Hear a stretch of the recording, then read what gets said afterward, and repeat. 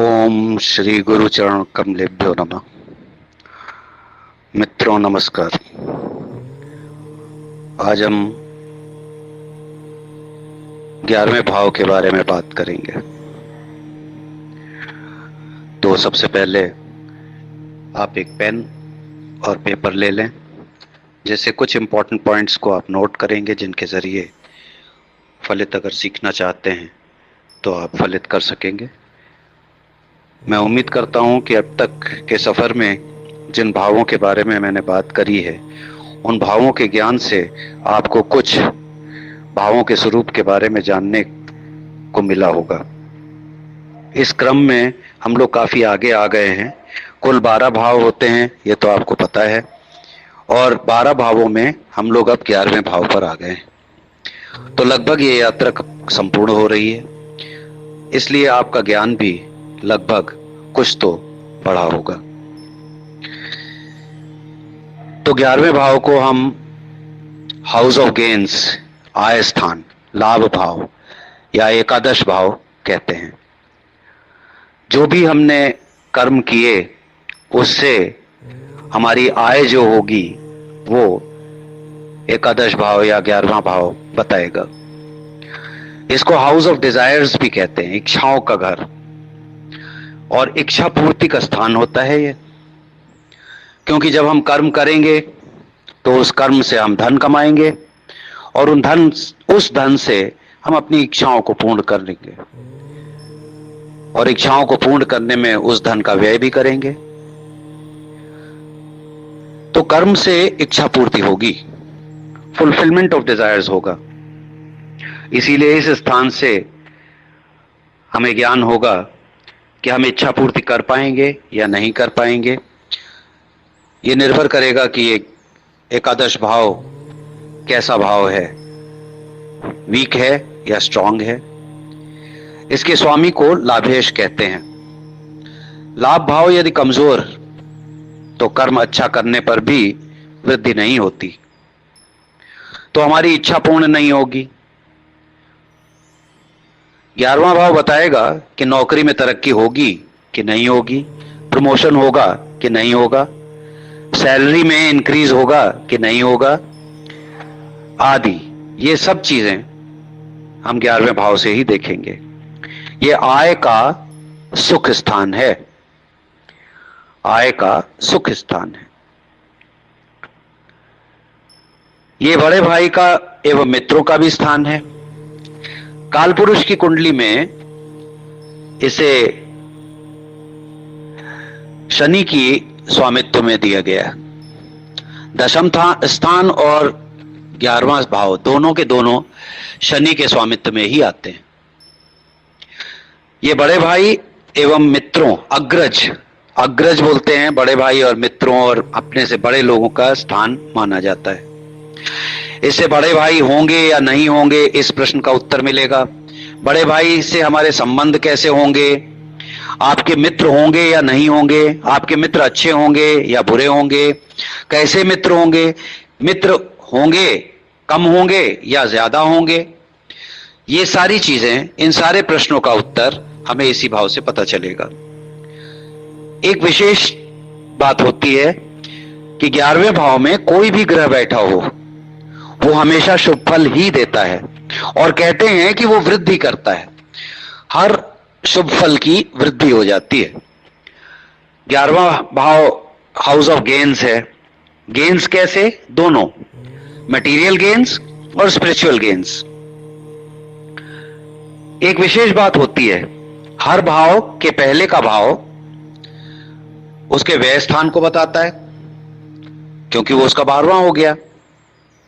हर भाव के पहले का भाव उसका 12वां भाव बना।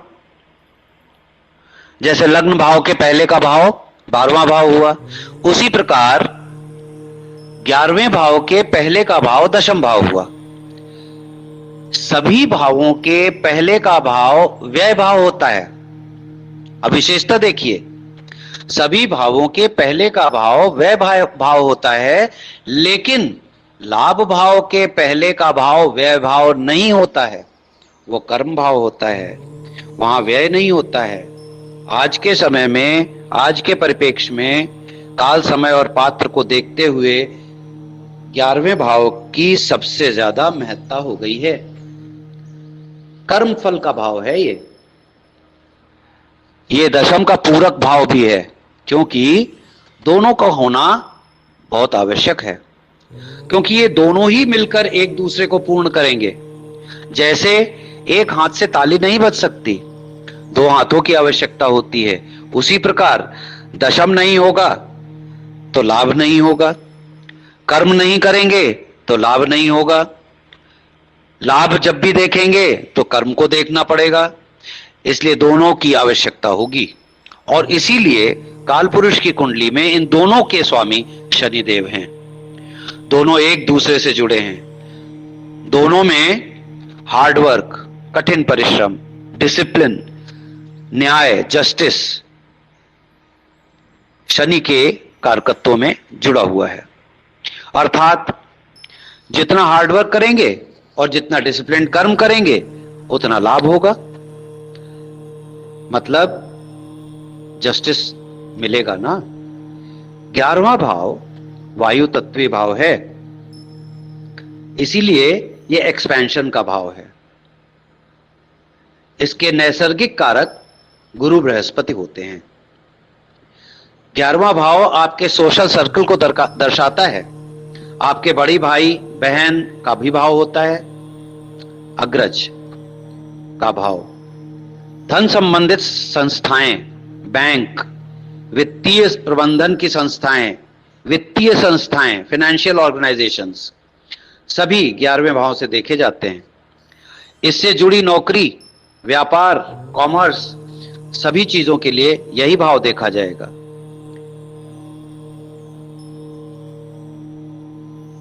घुटनों के नीचे का भाग भी इसी से देखते हैं। हमारे मित्र, हमारे एसोसिएट्स, हमारे सहयोगी, ये सब भी इसी से देखे जाएंगे। यश देने वाला स्थान होता है ये। स्त्रियों के ऑर्नामेंट्स का स्थान, कलत्र सुख प्राप्त होगा कि नहीं, पुत्र सुख प्राप्त होगा कि नहीं, ये भी इसी भाव से देखेंगे। ये पिता के छोटे भाई का स्थान होता है। इस भाव में अगर किसी भाव के स्वामी आके बैठ जाएं तो वो उसका वैसा परिणाम देते हैं। जैसे 11वें भाव के स्वामी 12वें भाव में जाकर बैठ जाएं तो दोस्तों पर खर्चा कराएंगे। 12वें भाव के स्वामी 11वें में अगर बैठ जाएं तो खर्चे आपके मल्टीप्लाई हो जाएंगे, वृद्धि हो जाएगी खर्चों में, खर्चे अनकंट्रोल्ड हो जाएंगे। 11वें भाव का स्वामी अगर 7वें भाव में बैठ जाए तो आपको बच्चों से लाभ होगा, फॉलोअर्स से लाभ होगा, वाणी से लाभ होगा, क्रिएटिविटी से लाभ होगा, टेक्नोलॉजी से लाभ होगा। ये चीजों को मल्टीप्लाई कर देगा। लग्नेश अगर लाभ भाव में बैठ जाता है, ये सूत्र है, नोट कर लें। लग्नेश अगर लाभ भाव में बैठ जाता है तो जातक के बहुत सारे मित्र होते हैं और मित्रों से लाभ भी होता है। मित्र सारी इच्छाएं पूरी करते हैं और ऐसा व्यक्ति बहुत पैसा कमाता है। यदि राहु बैठ जाएं तो बहुत बड़ा फ्रेंड सर्कल होता है और वो भी अन्य धर्म के लोगों से ज्यादा मित्र बनते हैं। अगर देखें हम तो ये हाउस ऑफ ग्रीड भी कहा जा सकता है, क्योंकि ये हाउस ऑफ डिजायर्स होता है। काम त्रिकोण का कोण है। होप्स एंड विशेस, लालच को जागृत कर देता है, इच्छाएं बढ़ जाती हैं। लग्न लॉर्ड 11वें भाव में बैठ जाए तो इच्छाएं बहुत प्रबल होंगी, हर वक्त ज्यादा पाने की इच्छा के कारण परेशान रहेंगे। एम्बिशन एम्प्लीफाई हो जाएगा, कई गुना बढ़ जाएगा। 5th लॉर्ड अगर 11th हाउस में बैठ जाए तो एजुकेशन बढ़ जाएगा, रिलेशनशिप्स बढ़ जाएंगे, शिक्षा बहुत ज्यादा हो जाएगी, क्योंकि ये मल्टीप्लाई हो जाएंगे। इस प्रकार 11वें भाव में यानी कि एकादश भाव में बढ़ोतरी का भाव माना जा सकता है। ये देव पूजा, धन उपार्जन करने की क्षमता, विशिष्ट पदवी, मंत्री पद, ससुर से लाभ, भाग्योदय, अभीष्ट वस्तु की प्राप्ति, माता की आयु, कान, कला में निपुणता आदि के लिए भी इस भाव को देखा जाता है। इस भाव से हम लोग हर तरह के लाभ को देखेंगे। इस भाव से स्पिरिचुअल गेन होगा, तो अगला भाव मोक्ष का भाव है, तो हमें मोक्ष की प्राप्ति होगी। तो दोस्तों, आपने देखा कि हर प्रकार के लाभ के लिए हमें 11वां भाव देखना होगा।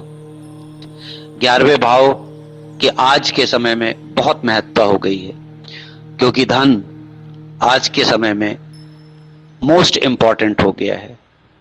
उसी धन से हम जब अगला भाव पढ़ेंगे तो हम देखेंगे वो व्यय का भाव होगा। हम धन कमाएंगे, हम कर्म करेंगे, धन कमाएंगे और उसको खर्च करेंगे,